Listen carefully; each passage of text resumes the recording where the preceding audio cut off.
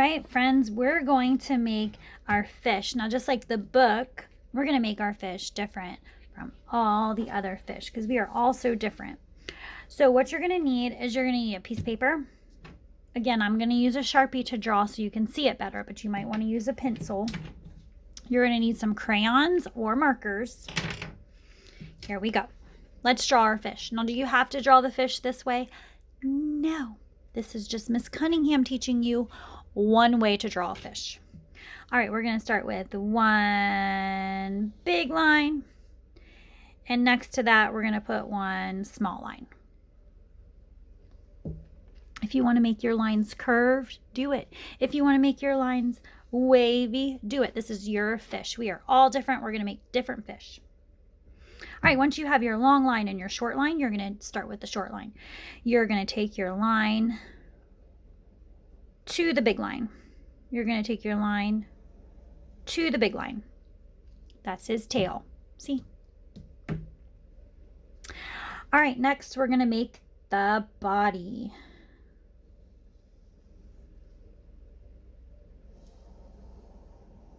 If you want your fish to have an open mouth, then you're going to leave a space right here. If you want your fish to have a closed mouth, just continue your triangle for the lines to touch. Okay? All right, now we're going to make our mouth open. So we go in and we go out. I'm going to make this fish have bigger eye because I'm feeling like a bigger eye this time. I'm going to make like a little cartoon eye. I just drew a circle right there. But what are you going to do with that line? I don't care. I'm going to leave it like that. If you want to add some details like some top fin and a bottom fin, those might not be called fins. I'm not a fisherman. You can do that now. However you want to make your fish look like you or look like how you're feeling today. Flipper.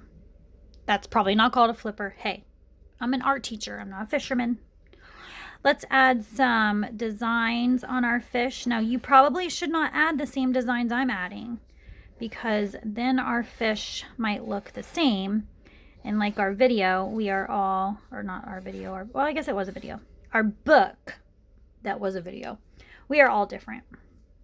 Okay, so now I'm going to color it in. Now I colored this one with marker, so if you have marker, great. Use marker. But if you have crayons, use crayons.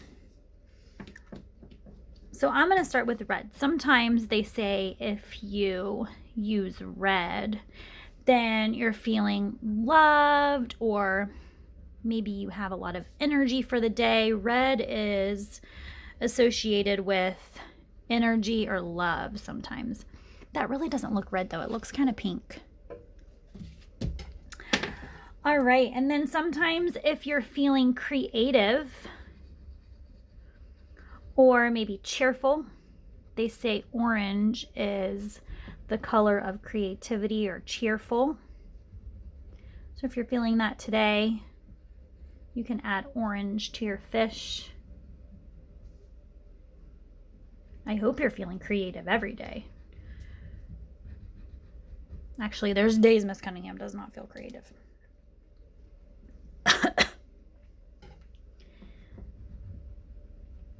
Sometimes yellow is associated with hope or happiness. So if you're feeling happy today, you can color a portion of your fish yellow.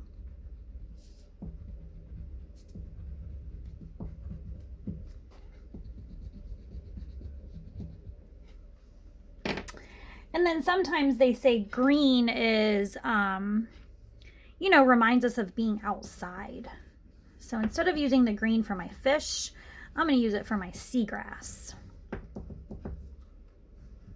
Because fish need grass to hide in. We can't just have our fish swimming in the deep blue sea because a predator will come and eat them up. We learned about predators last week, so we know that predators try to find their prey.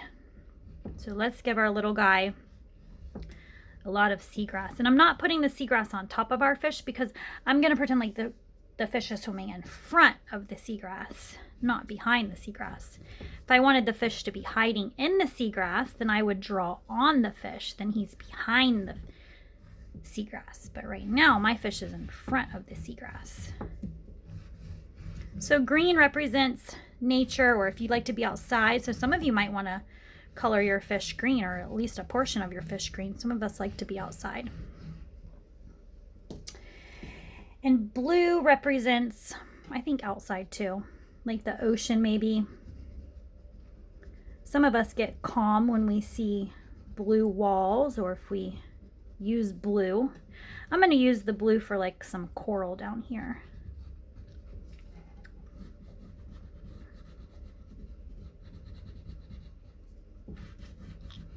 So if you like the ocean, maybe you want to color your fish blue.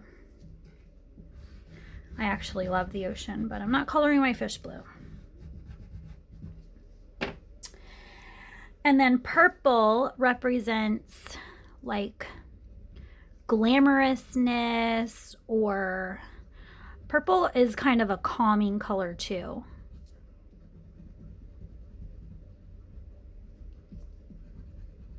So if you're feeling purple today, if you're feeling purpley, you can color some of your fish or a portion of your fish purple.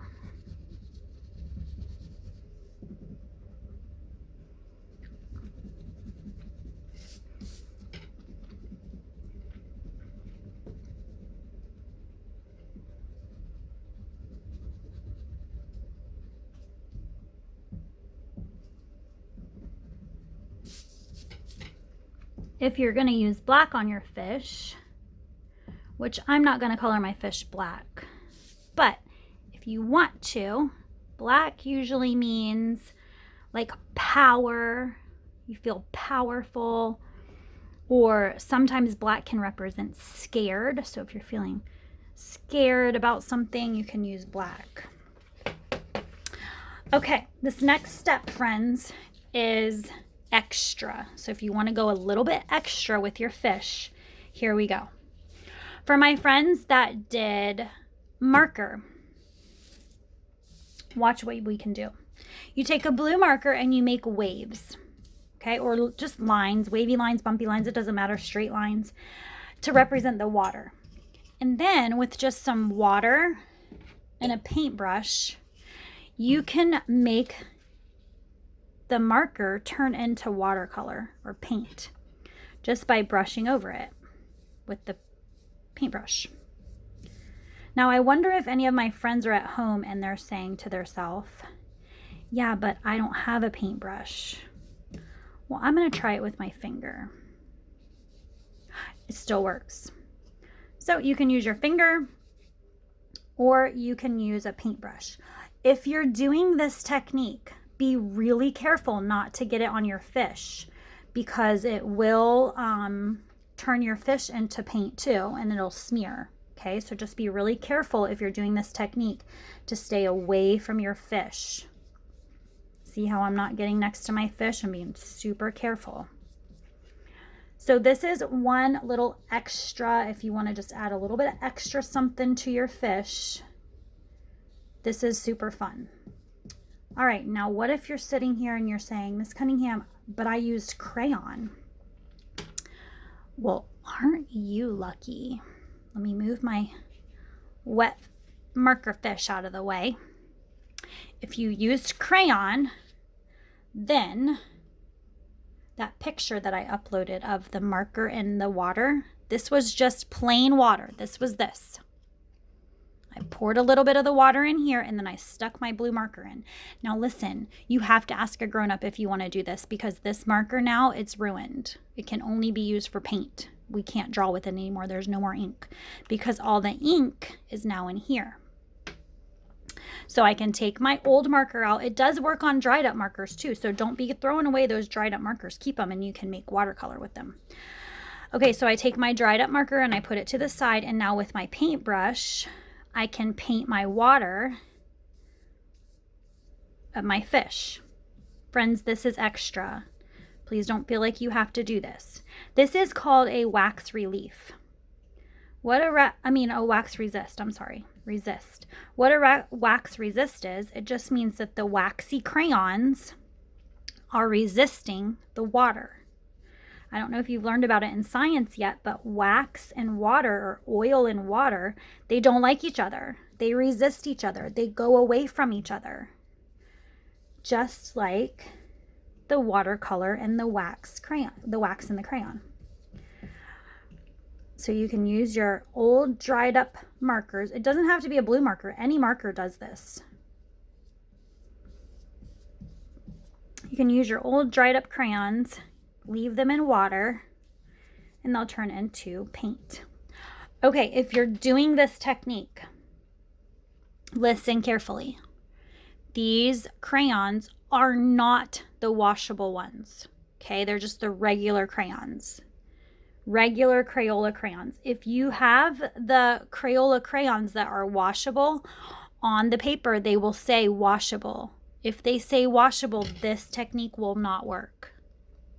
Why? I don't know. Probably because there's not enough wax in here to resist the marker. Okay, so I just want you to be really careful about your crayons that you're using, because if it says washable and you do this technique, it'll wash away all your